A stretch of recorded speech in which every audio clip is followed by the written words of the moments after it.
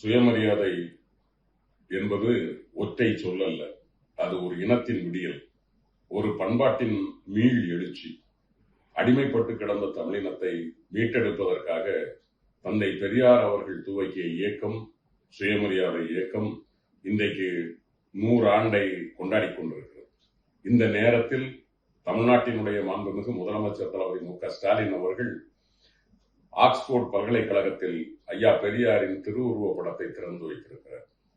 பேரறிஞர் அண்ணா வார்த்தைகளில் சொல்வதாக இருந்தால், தமிழன் யாரையும் தாழ்த்தாமல், யாருக்கும் தாழாமல், யாருக்கும் எஜமானனாக இல்லாமல், யாருக்கும் அடிமையாக இல்லாமல், யாரையும் சுரண்டாமல், யாராலும் சுரண்டப்படாமல் ஒரு நல்வாழ்வு வாழ வேண்டும் என்பதே சுயமரியாதையின் முக்கிய நோக்கம் என்று சொன்னார்.